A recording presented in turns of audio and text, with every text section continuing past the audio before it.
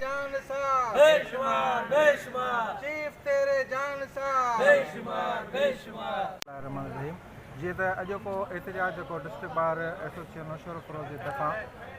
जेके भी असांजे डिस्ट्रिक्ट जा पैनल आहिनि उन्हनि जे तरफ़ां ही मुज़ाहिरो कयो थो वञे, सिर्फ़ु इन करे त जेके बि असांजा सिंधी जज आहिनि वॾी महिनतुनि खां पोइ सुप्रीम कोर्ट ऐं हाई कोर्ट ताईं पहुचनि था, पर असल में इहा शइ आहे त हींअर रिसेंटली जेका एलिवेशन थी आहे उन जे ख़िलाफ़ हीअ पंहिंजो एहतजाज आहे डिस्ट्रिक्ट बार जो, असां दोस्तनि वकीलनि जो, त जेको असांजो चीफ जस्टिस ऑफ सिंध आहे अहमद अली शेख साहब उनखे एलिवेट न पियो कयो वञे, हुनजी सीनियरिटीअ खे मारियो पियो वञे, हुनखे एडहाक जज जे सूरत में सुप्रीम कोर्ट में खयो पियो वञे, जेको हिकिड़ो वॾो अलमियो आहे। बिस्मिल्लाहिर्रहमानिर्रहीम।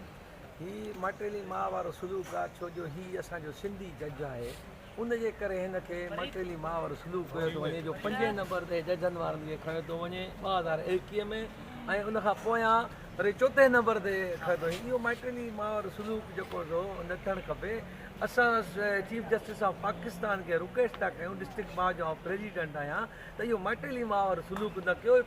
अॼु असां डिस्ट्रिक्ट बार एसोसिएशन नौशहर जे तरफ़ां इहा एहतजाज करायो वियो त जेको out of turn promotion apex courts में थियनि थियूं, सीनियर्स खे छॾे जूनियर्स खे उते एलिवेट कनि था, जिन जी असां कंडेम कयूं था, जंहिंमें असांजो सीनियर जज आहे चीफ जस्टिस आहे ऑनरेबल हाई कोर्ट जो अहमद अली शेख साहब, उन जो टर्न आहे, उन खे छॾे